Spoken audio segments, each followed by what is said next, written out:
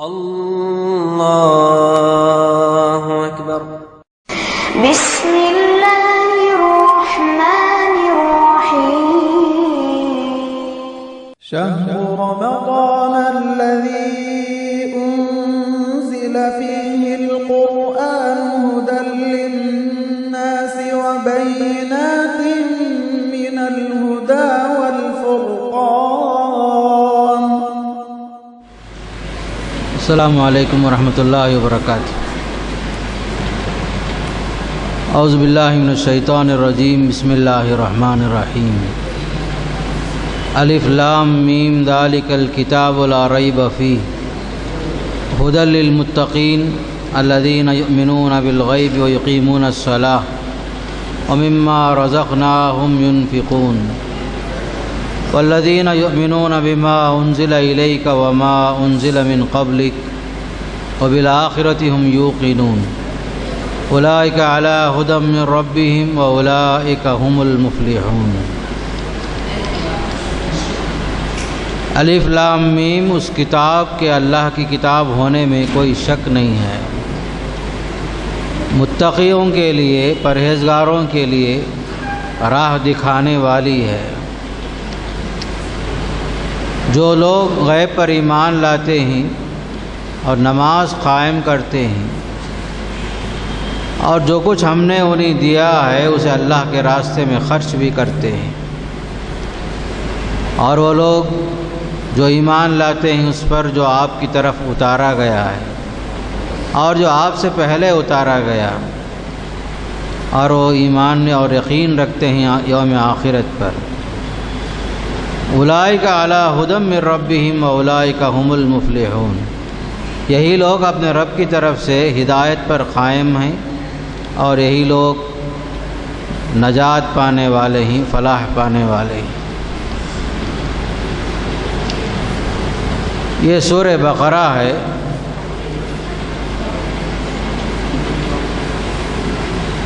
مدنی صورتوں میں سے پہلی صورت ہے جو مدینہ میں نازل ہوئی تھی۔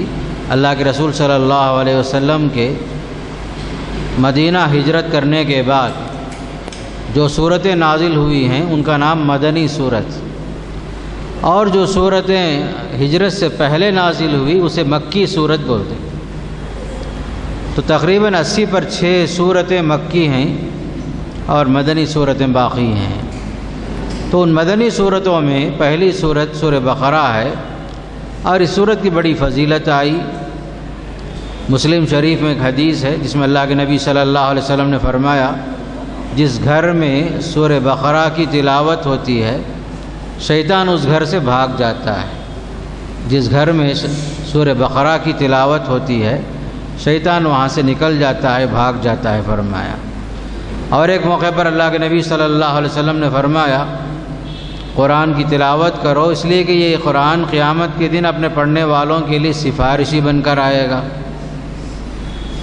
اور یہ بھی فرمایا کہ سورہ بقرہ اور سورہ آل عمران 2 صورتیں جگمگانے والی صورتوں کی تلاوت کرو، اس لیے کہ یہ قیامت کے دن 2 بادلوں کی طرح، 2 سایوں کی طرح آئیں گی، یا 2 پرندوں کے جھنڈ کے مانند قیامت کے دن آئیں گی اور اپنے پڑھنے والوں کے لیے اللہ کے پاس سفارش کریں گی اور ان کی مغفرت کا ذریعہ بنیں گی، فرمایا آپ صلی اللہ علیہ وسلم نے۔ الغرض سورہ بقرہ مدنی صورتوں میں سے ایک اہم صورت ہے، اس میں بڑے احکامات بیان کیے گئے ہیں۔ سورت کی ابتدا ہوئی الف لام میم ذالک الکتاب لا ریب فیہ سے، یعنی اللہ کا یہ کلام ایسا کلام ہے جس کے اللہ کی طرف سے ہونے میں کوئی شک نہیں ہے۔ اصل میں اللہ کے نبی صلی اللہ علیہ وسلم پر مشرکین مکہ 2 طرح کے اعتراضات کرتے تھے۔ ایک اعتراض یہ ہوتا تھا کہ اللہ کے نبی صلی اللہ علیہ وسلم نے اس قرآن کو گھڑ لیا ہے، یہ اللہ کا کلام نہیں ہے، یعنی محمد صلی اللہ علیہ وسلم نے خود سے اس قرآن کو گھڑ لیا، یہ اللہ کا کلام نہیں ہے۔ تو اس کا یہ جواب دیا جا رہا ہے یہ اللہ ہی کا کلام ہے، اس کے اللہ کے کلام ہونے میں کوئی شک نہیں ہے، اور دوسری بات، دوسرا اعتراض یہ بھی تھا کہ محمد صلی اللہ علیہ وسلم نے اس قرآن کو کچھ لوگوں سے، پڑھنے لکھنے والوں سے سیکھ لیا ہے۔ قرآن کو گویا کہ اللہ کے نبی صلی اللہ علیہ وسلم نے کسی اور سے سیکھ لیا ہے۔ اس کا بھی جواب یہ دیا گیا، نہیں، یہ قرآن اللہ ہی کا کلام ہے، اللہ نے اس قرآن کو اتارا ہے جبریل علیہ السلام کے ذریعے سے۔ محمد صلی اللہ علیہ وسلم پر یہ قرآن اللہ کی طرف سے نازل ہوا، اس کو اتارنے والے جبریل علیہ السلام ہیں، اور اس کا ہر لفظ، ہر حرف اللہ کی طرف سے ہے۔ یہ قرآن 23 سال میں مکمل نازل ہوا، وقفے کے ساتھ دھیرے دھیرے نازل ہوا۔ تو گویا کہ یہ قرآن اللہ تعالیٰ کی کتابوں میں سے آخری کتاب ہے اور سچی کتاب ہے، اس پر ایمان اور یقین ہونا چاہیے۔ گویا کہ دونوں طرح کے اعتراضات کا جواب پہلی آیت میں ہی دے دیا گیا کہ یہ قرآن اللہ ہی کا کلام ہے۔ اس کے علاوہ چونکہ رمضان مبارک شروع ہوا ہے، مسجد حفیظیہ میں ہم سب بیٹھے ہوئے ہیں، تو اس قرآن کے درس کا یا تفسیر قرآن کا مقصد کیا ہے یہ بھی معلوم ہونا چاہیے۔ کیوں جو ہے ہم تراویح کے بعد قرآن مجید کے درس کا اہتمام کرتے ہیں، اس کا اہتمام کیوں کیا جاتا ہے؟ اس کا مختصر جواب یہ ہے کہ مسلمان ہونے کی حیثیت سے ہر مسلمان کو یہ جاننا چاہیے کہ اللہ کا یہ جو کلام ہم جو سنتے ہیں، نمازوں میں پڑھتے ہیں، اس کے کچھ حقوق ہیں ہم پر، 5 قسم کے حقوق۔ بحیثیت مسلمان ہر آدمی کو یہ جاننا ہے کہ پہلی چیز یہ اللہ کا کلام، آخری کلام، اس کے کچھ حقوق بھی ہیں مسلمان ہونے کی حیثیت سے۔ پہلا حق یہ ہے کہ اس پر ہم ایمان لائیں کہ اللہ ہی کا کلام، تنزیل من رب العالمین، رب العالمین کی طرف سے اتارا ہوا کلام، نزل بہ الروح الامین، جبریل امین نے اس قرآن کو لے کر اترا ہے، علی قلبک لتکون من المنذرین، اللہ کے نبی صلی اللہ علیہ وسلم کے قلب پر اس قرآن کو اتارا گیا۔ اور یہ قرآن جو ہے عربی زبان میں ہے، بلسان عربی مبین، عربی زبان میں، واضح عربی زبان میں اللہ نے اتارا۔ اور یہ قرآن کو جو ہے اللہ تعالیٰ نے 23 سالوں میں پورا مکمل اتارا ہے، جبکہ دیگر آسمانی کتابیں بیک وقت دے دی گئی، بیک وقت اتار دی گئی، جبکہ قرآن کو جو اللہ تعالیٰ آہستہ آہستہ، تاکہ لوگ سمجھیں، اس قرآن کو قابل عمل سمجھ کر لوگ اس پر عمل بھی کریں، اس لحاظ سے اس قرآن کو جو ہے جاننا ضروری ہے۔ پہلی چیز یہ اللہ کا کلام، اس پر ایمان لانا، اللہ کا کلام، سچا کلام، آخری کلام، اللہ کے نبی صلی اللہ علیہ وسلم پر اترا ہوا آسمانی کتابوں میں سے آخری کتاب جو ہے قرآن کی شکل میں، معجزے کی شکل میں اللہ نے دیا، جبکہ دیگر معجزے سب ختم ہو گئے، انبیاء کے دیگر معجزے ختم ہو گئے، لیکن قرآن جو ہے قیامت تک کے لیے اللہ تعالیٰ نے اس قرآن کو باقی رکھا۔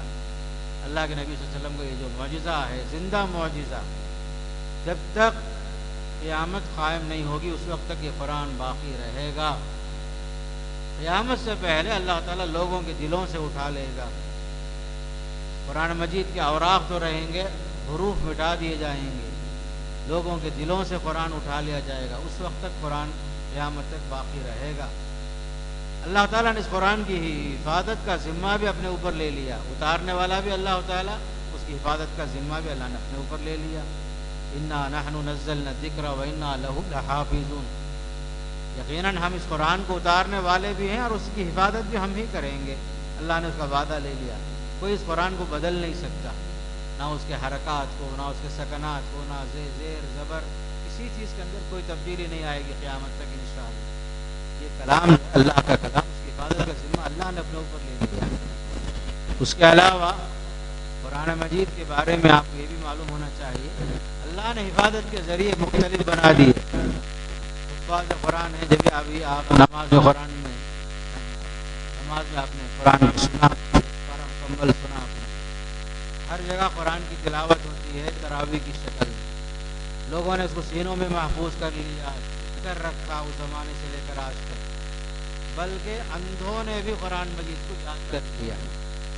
یہ اللہ کا کرنا ایسا ہے، یہ معجزہ ایسا ہے، بینا تو بینا، نابینا بھی قرآن کا حافظ بے شمار، بلکہ اس سے بھی ہٹ کر اور ایک چیز آپ کو تعجب کی بات یہ بھی ہوگی کہ باقاعدہ قرآن مجید کا کمپٹیشن جہاں ہوتا ہے حفظ قرآن کا، صرف نابینا حفاظ کے مابین بھی کمپٹیشن ہوتا ہے، اس میں بھی فرسٹ سیکنڈ تھرڈ آتے ہیں قرآن کو جو ہے، حالانکہ دیکھے نہیں بیچارے، ان کے لیے باقاعدہ قرآن کی طباعت ہوئی، صرف چھو کر کے وہ لوگ پہچان لیتے ہیں قرآن، اس کے حروف کیا ہیں، الف کیا ہے، بے کیا ہے، باقاعدہ چھو کر کے ہی یاد کر لیتے ہیں باقاعدہ قرآن، بلکہ نابینا سے ہٹ کر کے جو بہرے لوگ ہیں وہ لوگ بھی قرآن یاد کر لیتے ہیں، گونگے لوگ ہیں وہ بھی قرآن یاد کر لیتے ہیں، یہاں تک کہ غیر مسلم بھی باقاعدہ ایسے بہت سارے لوگ ہیں جو قرآن باقاعدہ دیکھ کر بھی پڑھ لیتے ہیں اور کئی صورتیں یاد بھی کر لیتے ہیں، کہ اللہ کا کلام عجیب و غریب کلام، اس کی حفاظت اللہ تعالیٰ نے، یہاں تک کہ کچھ پاگل لوگ بھی ہیں جن کا دماغ کام نہیں کرتا، اس کے باوجود اللہ نے اس قرآن کو پاگلوں کے ذریعے سے بھی قرآن کی حفاظت فرما لیا، ہر چیز یاد نہیں ہے لیکن قرآن یاد ہے انہیں، زبان میں لکنت ہے، قرآن پڑھتے ہیں بالکل صحیح پڑھ لیتے ہیں، دنیا کی باتیں کرتے ہیں لکنت کے ساتھ، اللہ تعالیٰ نے اس قرآن کی حفاظت کیسے فرما لی، باقاعدہ جو ہے اس کا پڑھنا آسان کر دیا، یاد کرنا آسان کر دیا، سمجھنا آسان کر دیا، وَلَقَدْ يَسَّرْنَا الْقُرْآنَ لِلذِّكْرِ فَهَلْ مِن مُدَّكِرٍ، سورہ قمر میں بار بار فرمایا ہم نے قرآن کو آسان کر دیا نصیحت کے لیے، ہے کوئی نصیحت حاصل کرنے والا؟ تو پہلی چیز یاد رکھو میرے دوستو، قرآن پر ایمان لانا ایک اللہ کا کلام، ایک معجزہ ہے، یہ قیامت تک باقی رہے گا، اندھے لوگ، بہرے لوگ، گونگے لوگ، یہاں تک کہ بے عقل انسان جس کو ہوش نہیں ہے اپنا، اس کو بھی اللہ تعالیٰ نے قرآن یاد کرنا آسان کر دیا، اس کی حفاظت کو اللہ تعالیٰ نے اپنے اوپر لے لیا، اس کا اسباب و ذرائع مختلف ہمارے سامنے رکھ دیا، اور دوسرا حق ہم پر یہ بھی ہے ایمان کے بعد اس کی تلاوت کرنا، ابھی آپ کے سامنے ایک آیت آئی تھی نماز میں، الذین آتیناہم الکتاب یتلونہ حق تلاوتہ، جن کو ہم نے کتاب سے نوازا ہے، قرآن سے نوازا ہے، وہ لوگ اس کو کما حقوں پڑھتے ہیں، تلاوت کرنا یہ بھی جو ہے امت کا واجبی حق ہے، امت باقاعدہ اس قرآن کو پڑھے، جس طرح اللہ کے نبی صلی اللہ علیہ وسلم پڑھتے تھے، آپ کو حکم ہوتا تھا ورتل القرآن ترتیلا، قرآن کو ٹھہر ٹھہر کر آہستہ آہستہ پڑھا کر، اس لیے کہ حدیث میں یہ بھی آتا ہے قیامت کے دن ترتیل کے ساتھ پڑھنے والوں کو قیامت کے دن اللہ تعالیٰ فرمائے گا اقرا ورتقی ورتل کما کنت ترتل فی الدنیا، قرآن پڑھتے جاؤ، ترتیل کے ساتھ قرآن پڑھتے جاؤ، درجات کی بلندی تمہارے واسطے چڑھتے جاؤ، بلکہ تمہاری آخری منزل وہ ہوگی جہاں تم پہنچو گے تلاوت کے دوران، منزلت کا آخر ما کنت تقرأ، باقاعدہ جو ہے قرآن مجید کی حیثیت ہے، باقاعدہ اسے پڑھنا بھی امت پر واجبی حق، بلکہ پڑھنا خود بھی جو ہے اتنا ہے جتنا ہو سکے اللہ تعالیٰ قرآن پڑھنے کی توفیق سے ضرور پڑھنا چاہیے، ایک ایک آیت، ایک ایک حرف کی 10 نیکیاں، اللہ کے نبی علیہ السلام نے فرمایا لا اقول الف لام میم حرف بل الف حرف لام حرف میم حرف، میں یہ نہیں کہتا کہ الف لام میم ایک حرف ہے، بلکہ الف بھی ایک حرف، لام بھی ایک حرف، میم بھی ایک حرف ہے، گویا کہ 3 حرف کا مجموعہ ہے الف لام میم، جب آپ نے الف لام میم پڑھا تو فرمایا کہ 30 نیکیاں آپ کو مل گئی، قرآن پڑھنا بھی ثواب، قرآن سننا بھی ثواب، پڑھنے نہیں آتا لیکن سننے سے کوئی چیز رکاوٹ نہیں بنتی، قرآن سننا بھی عبادت ہے، ثواب کا باعث ہے، تو دوسرا حق ہم پر یقیناً جو ہے قرآن پر ایمان لانے کے ساتھ ساتھ تلاوت کرنا، ہر بچہ، ہر مرد، ہر عورت، خاص کر اس ماہ رمضان جو قرآن کا مہینہ ہے، تلاوت کا اہتمام ہونا چاہیے کہ واجبی حق، عام طور پر ایسا ہوتا ہے کہ شوال میں لوگ جب قرآن بند کرتے ہیں تو پھر شعبان میں ہی قرآن، شعبان کے اواخر میں دوبارہ قرآن کھولتے ہیں عام طور پر، اللہ ماشاء، یا درمیان میں کچھ لوگ قرآن پڑھتے تو ہیں لیکن ترتیب سے نہیں پڑھتے، سلسلہ ختم ہو جاتا ہے تلاوت کا، یقیناً جو ہے ایک کوتاہی ہے جو ہم سے ہو رہی ہے، تلاوت بھی ایک واجبی حق ہے۔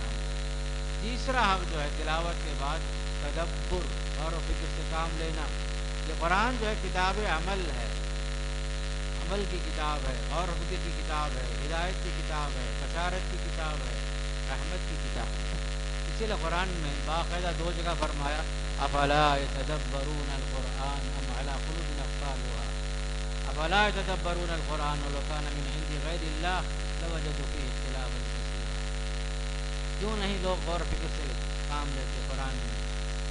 قرآن میں کیا نہیں ہے اس دنیا کے بارے میں، آخرت کے بارے میں، زندگی سے متعلق ہمارے مسائل، ہمارے احکامات، ایک انسان کی پیدائش سے لے کر مرنے تک، بلکہ مرنے کے بعد جو مناظر ہیں جنت اور دوزخ کی شکل میں، حساب و کتاب کی شکل میں، متقیوں کا انجام، گنہگاروں کا انجام، ساری چیزیں اللہ تعالیٰ نے قرآن میں جمع کر دیا ہے۔ یہ کتاب جو ہے کتاب عمل ہے، کتاب تدبر ہے، غور و فکر سے کام لینا۔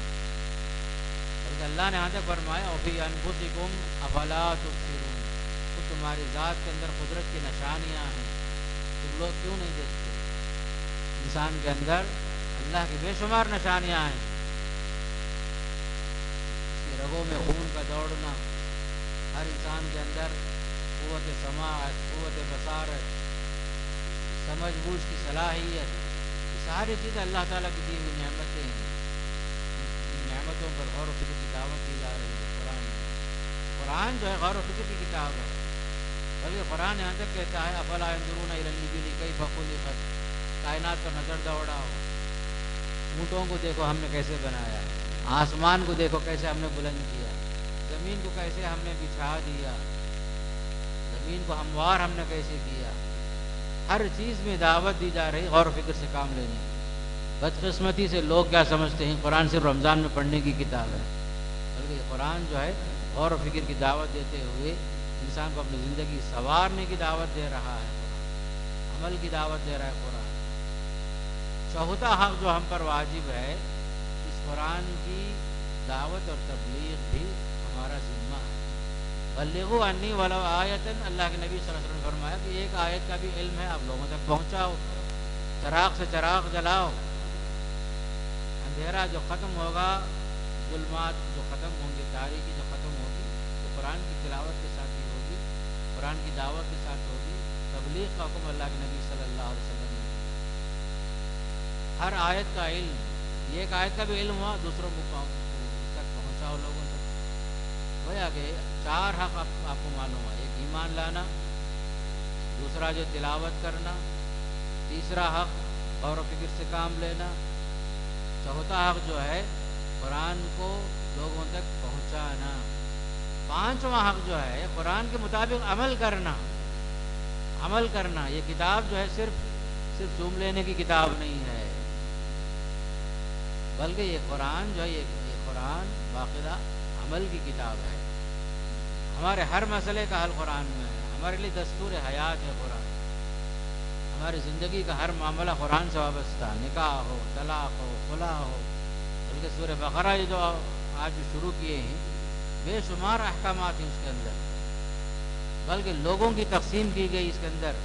تین طرح کے لوگ ہیں، ایک تو خالص مومن ہے جو اس پر ایمان لاتے ہیں، دوسرا طبقہ ہے اہل کتاب کا، یہود و نصارہ کا، تیسرا طبقہ ہے نہ مسلمانوں میں شمار ہے نہ کافروں میں شمار ہے، منافقین کا ذکر آ رہا ہے سورہ بقرہ کے اندر۔ تین طرح کے لوگ ہیں۔ پھر اسی طرح یہ بھی بتایا اس سورہ بقرہ کے اندر اس آیتوں میں لوگوں کی تخلیق جو ہوئی تین طرح سے ہوئی۔ آدم علیہ السلام کو اللہ نے مٹی سے بنایا اور فرشتوں کو سجدہ کرنے کا حکم دیا، باقاعدہ اس کا ذکر بار بار ہوا۔ آدم علیہ السلام خاکی ہیں، انسان ہیں جو مٹی سے اللہ نے ان کو بنایا تھا، بلکہ آدم علیہ السلام کی فضیلت کے لیے اتنا کافی ہے کہ وہ مسجود ملائکہ ہیں، فرشتوں نے آپ کو سجدہ کیا اللہ کے حکم سے۔ فضیلت کے لیے اتنا کافی ہے، علم کی بنیاد پر برتری ہوئی حضرت آدم اور ان کی اولاد کو، وَعَلَّمَ آدَمَ الْأَسْمَاءَ كُلَّهَا، علم کی بنیاد پر جو چیز حضرت آدم کو دیگر مخلوقات پر فضیلت حاصل ہوئی وہ علم کی بنیاد پر ہوئی۔ فضیلت کی اور ایک چیز یہ بھی ہے، اللہ تعالیٰ نے آدم علیہ السلام کو اپنے ہاتھ سے بنایا، بِمَا خَلَقْتُ بِيَدَيَّ۔ اور ایک فضیلت وَنَفَخْتُ فِيهِ مِن رُوحِي، اللہ نے اپنی روح آدم علیہ السلام میں پھونک دیا۔ اتنی ساری فضیلتیں جو حاصل ہوئی آدم علیہ السلام کو، وہی فضیلت آپ کے اولاد کو بھی حاصل ہوئی جو مٹی سے بنایا اللہ تعالیٰ۔ منہا خلقناکم وفیہا نعیدکم ومنہا نخرجکم تارۃ اخری، مٹی سے ہم نے بنایا، اسی مٹی میں ہم دوبارہ آپ کو لوٹائیں گے اور جو اسی میں مرنے کے بعد دوبارہ اٹھائے جائیں گے اسی مٹی سے، منہا خلقناکم وفیہا نعیدکم۔ تو اس طریقے سے آدم علیہ السلام جو ہے مٹی سے، یہ ایک مخلوق ہیں۔ دوسری مخلوق کا ذکر ہوا سورہ بقرہ ان آیتوں میں کہ آگ سے اللہ نے بنایا ابلیس کو۔ ابلیس جو ہے جنات اور شیاطین کا جد امجد ہے۔ جس طرح سارے انسان کی پیدائش کس سے ہوئی؟ آدم علیہ السلام سے، اور سارے جنات اور شیاطین کا جد امجد جو ہے ابلیس ہے۔ اللہ نے اس کو آگ سے بنایا، آگ سے اس کو بنایا تھا۔ اور جو تفریق جو ہوئی الگ الگ، جنات کے نام سے الگ، شیطان کے نام سے الگ، ان کی خصلتوں کے اعتبار سے، صفات کے اعتبار سے۔ شیطان کسے کہتے ہیں؟ جو شر محض ہوتا ہے، اس کے اندر کوئی خوبی نہیں ہوتی، صرف شرارت ہی شرارت، خباثت ہی خباثت، اذیت ہی اذیت۔ یہ شیطان کی خصلت ہے، وہ آدم ہی کی، ابلیس ہی کی اولاد میں سے۔ اور جنات کے اندر دو طرح کی خوبیاں ہیں، خوبیاں بھی ہیں، خامیاں بھی ہیں، اچھے بھی ہیں، برے بھی ہیں، مومن بھی ہیں، کافر بھی ہیں، فاسق بھی ہیں، فاجر بھی ہیں، اللہ والے بھی ہیں۔ اور جن لوگوں نے ابلیس کی اولاد میں اسلام قبول کیا وہ جنات ہی تھے۔ سورہ جن باقاعدہ ایک سورت مستقل قرآن میں ہے۔ تو یہ جو ہیں ابلیس کی اولاد ہیں، ان کا جد امجد جو ابلیس ہے۔ تیسری مخلوق ہے جو اس میں ذکر ہوا ہے سورہ بقرہ کی آیتوں میں، نورانی مخلوق، اللہ نے نور سے بنایا، فرشتوں کو اللہ نے نور سے بنایا۔ ایک خاکی ہے، مٹی سے بنائے آدم علیہ السلام اور ان کی اولاد، اور دوسری آگ سے پیدا ہوئے ابلیس، جنات اور شیاطین اسی کے تابع۔ تیسری مخلوق ہے، فرشتوں کا ذکر ہوا، بے شمار فرشتے اللہ نے بنائے، سب جو نورانی مخلوق۔ ان کی خاصیت کیا ہے؟ لا یعصون اللہ ما امرہم ویفعلون ما یؤمرون۔ اللہ تعالیٰ کے حکم کی نافرمانی نہیں کرتے، وہی کرتے ہیں جو ان کو حکم دیا جاتا ہے۔ ان کے اندر جو ہے صرف اور صرف اطاعت کا جذبہ ہی ہوتا ہے، نافرمانی کا جذبہ نہیں ہوتا، خاص کر فرشتوں میں۔ اور ابلیس کے اندر خاص کر کے فساد ہی فساد، شر ہی شر، نافرمانی ہی نافرمانی۔ جبکہ اللہ نے آدم علیہ السلام کی اولاد میں دو چیزوں کو رکھ دیا، خیر بھی ہے، شر بھی ہے۔ وَهَدَيْنَاهُ النَّجْدَيْنِ إِنَّا هَدَيْنَاهُ السَّبِيلَ إِمَّا شَاكِرًا وَإِمَّا كَفُورًا۔ اللہ نے حضرت آدم علیہ السلام کے اندر خیر کو پہچاننے، شر کو پہچاننے، دونوں کی صلاحیت اللہ تعالیٰ نے دے دیا۔ تو انسان جو ہے اختیار بھی ہے اس کو، باقاعدہ خیر اور شر دو چیزیں اس کے سامنے ہوتی ہیں، دونوں چیزوں جو اللہ سے عقل سلیم دیا ہے اس کی بنیاد پر، انبیاء کی دعوت پر، صالحین کی دعوت پر خیر کا راستہ اپناتا ہے انسان۔ اس طریقے سے اس صورت کے اندر یہ تمام چیزیں بیان کی جا رہی ہیں کہ مخلوق کے اعتبار سے تین مخلوقات، آدم علیہ السلام، ابلیس، اور ادھر خاص طور پر ابلیس کے ساتھ ساتھ اس کے جنات اور شیاطین اس کے تابع، فرشتے ایک طرف ہیں۔ تو ہمارا جو ہے خاص کر کے سورہ بقرہ کی شروع میں جو اہم باتیں بیان کی جا رہی ہیں اس کے اندر متقیوں کے لیے ہدایت کا سامان ہے فرمایا اس قرآن کو اللہ تعالیٰ نے۔ اب جو قرآن جو سب کے واسطے ہے، ہدی للناس بھی فرمایا، اب یہ ہدی للمتقین کیوں فرمایا؟ متقیوں کے لیے ہدایت کا سامان، اس لیے کہ عام طور پر فائدہ اٹھانے والے اللہ والے لوگ، اللہ سے ڈرنے والے لوگ ہی ہوتے ہیں، اسی لیے فرمایا ہدی للمتقین۔ ورنہ نزول قرآن کے موقع پہ فرمایا ہدی للناس، شہر رمضان الذی انزل فیہ القرآن ہدی للناس۔ یہاں ہدی للمتقین جو بیان فرمایا کہ متقیوں کے لیے، اللہ سے ڈرنے والوں کے لیے ہدایت کا سامان ہے۔ پھر متقیوں کی 5 صفتیں بیان فرمائی۔ متقی کون لوگ ہیں، ان کی کیا صفات ہیں؟ 5 صفتیں بیان کی گئی۔ پہلی صفت یؤمنون بالغیب، الذین یؤمنون بالغیب، غیب پر ایمان لاتے ہیں۔ غیب سے مراد وہ چیز جو آپ اپنے عقل سے سوچ بھی نہیں سکتے، سمجھ بھی نہیں سکتے، جو آپ نے نہ اپنے آنکھوں سے دیکھا، نہ آپ کو تصور میں لا سکتے ہیں اس چیز کو۔ غیبیات مثال کے طور پر عذاب قبر ہے، برحق ہے، جنت جہنم برحق ہے، خود اللہ تعالیٰ کی ذات پر جو ہمارا ایمان ہے، دیکھے بغیر ہم ایمان لاتے ہیں اللہ تعالیٰ پر، فرشتوں کو دیکھے نہیں پھر بھی ہم ایمان لاتے ہیں۔ تو غیبی چیزیں جس کا تعلق آخرت سے ہے، ہماری موت کے بعد سے متعلق ہے، جس کو ہم اپنے عقل سے سمجھ نہیں سکتے. پل صراط کو ہم دیکھے نہیں لیکن اس پر ایمان لاتے ہیں. انبیاء کو نہیں دیکھے پھر بھی ہم ایمان لاتے ہیں. آسمانی کتابوں کو نہیں دیکھے پھر بھی ہم اس پر ایمان لاتے ہیں. تو غیب سے متعلق چیزوں کو کیونکہ قرآن میں ہے اور حدیث میں، اس لیے ہم نے مان لیا. غیب پر ایمان رکھنا متقیوں کی ایک اہم صفت. دوسری صفت وَيُقِيمُونَ الصَّلَاةَ، یہ لوگ نماز کی پابندی کرتے ہیں. اقامت صلاح کا مطلب ہر نماز کو اول وقت میں ادا کرتے ہیں، پابندی کے ساتھ ادا کرتے ہیں، فرائض کا لحاظ کرتے ہیں، واجبات کا لحاظ رکھتے ہیں، نمازوں میں قضا نہیں کرتے، نماز کو اول وقت میں ادا کرتے ہیں، اسی طرح نماز پڑھتے ہیں جس طرح اللہ اس کے رسول نے فرمایا، اللہ کے نبی صلی اللہ علیہ وسلم نے پڑھ کے دکھایا. تو اقامت صلاح کے اندر یہ ساری باتیں آ جاتی ہیں. نماز کو پابندی کے ساتھ ادا کرنا، خشوع خضوع کے ساتھ ادا کرنا، اللہ کے لیے ادا کرنا. تو یہ اقامت صلاح ایک اہم صفت اس کی جو متقیوں کی صفت ہے. تیسری صفت بیان کی گئی وَمِمَّا رَزَقْنَاهُمْ يُنْفِقُونَ، اللہ کے راستے میں جو کچھ اللہ نے دیا ہے خرچ کرنا، دولت کی شکل میں، نعمتوں کی شکل میں جو اللہ نے دیا ہے وہ سب خرچ کرنا. کوئی صلاحیت ہے جس سے امت کو فائدہ پہنچ سکتا ہے، انسانوں کو فائدہ پہنچ سکتا ہے، اسے بھی اللہ کے راستے میں اللہ کے بندوں کو فائدہ پہنچانا. حدیث میں آتا ہے اللہ کے نبی صلی اللہ علیہ وسلم نے فرمایا سب سے بہتر لوگ کون ہیں؟ جو لوگوں کو فائدہ پہنچاتے ہیں.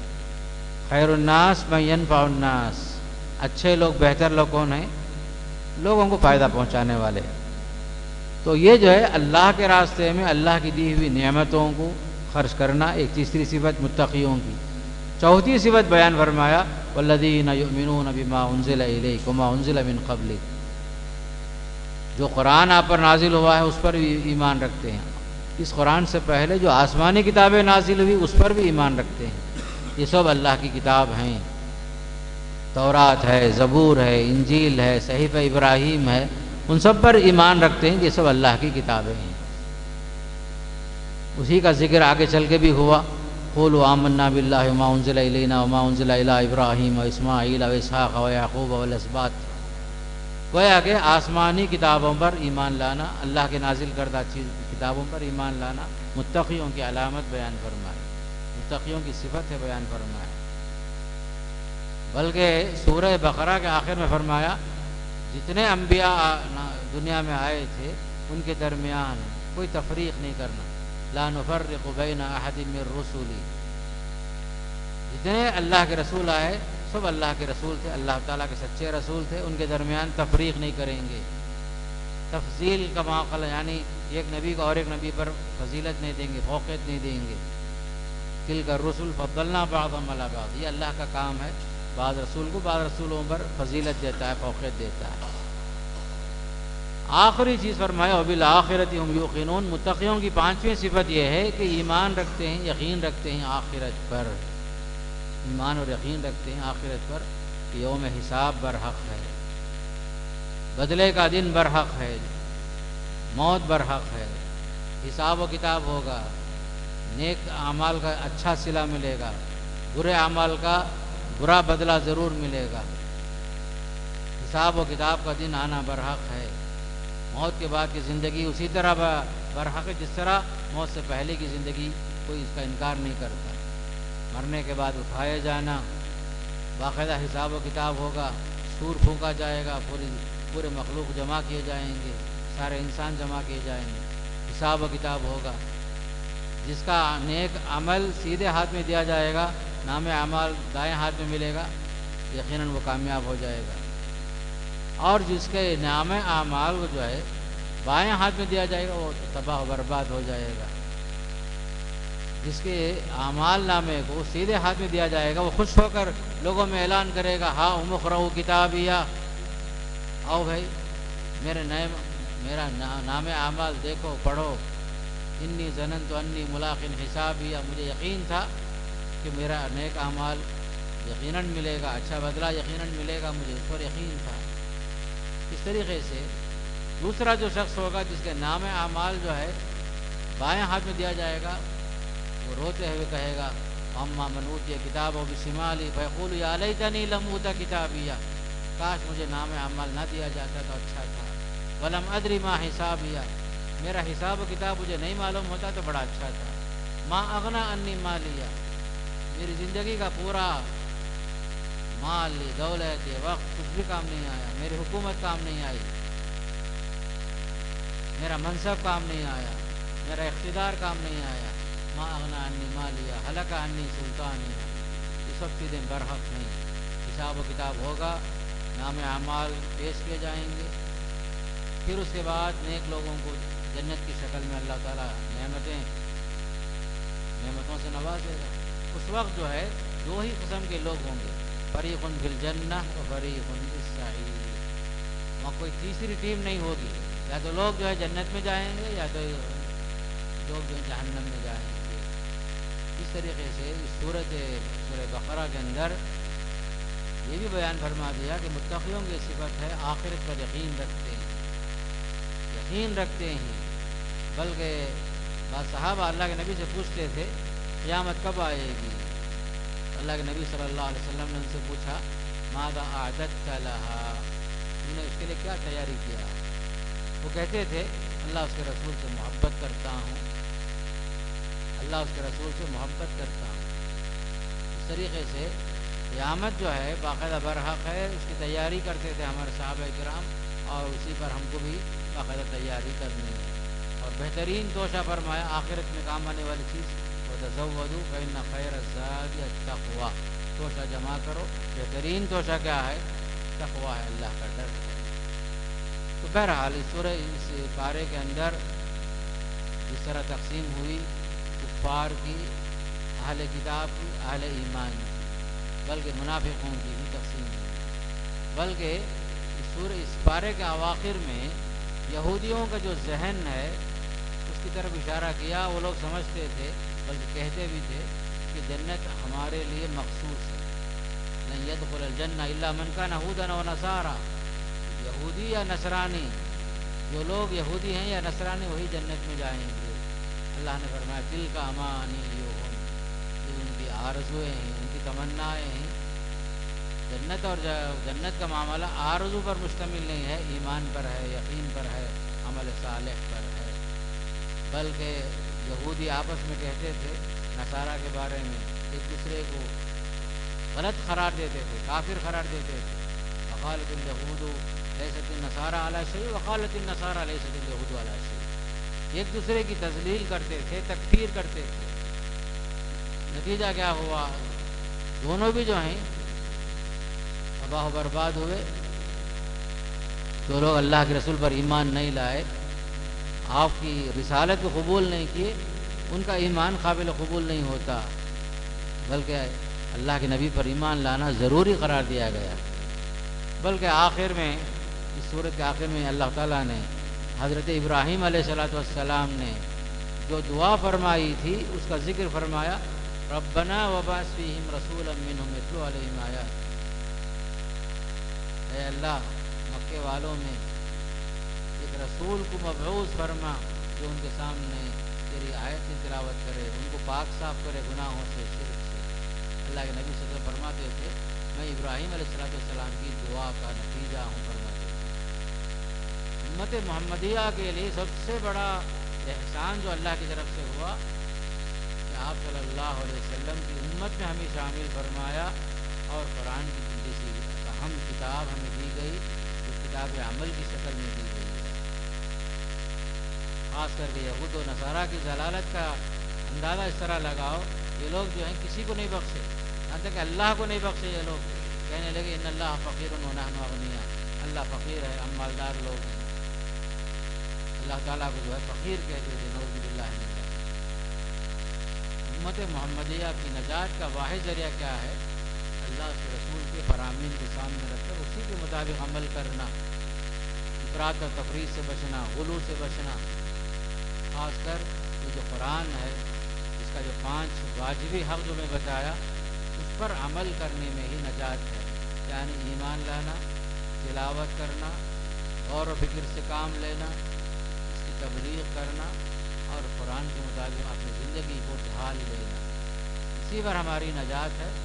اور اسی پر بات ختم کرتے ہوئے میں اللہ سے دعا کرتا ہوں اللہ تعالی ہم سب قرآن مجید کے تمام احکامات، جو کچھ آداب بیان کیے گئے، احکامات بیان کیے گئے ہیں، یہ سب چیزیں قابل عمل ہیں۔ اللہ تعالی ہم سب کو اس پر عمل کرنے کی توفیق نصیب فرمائے، اور جب تک باقی رکھے قرآن کی خدمت کرنے کا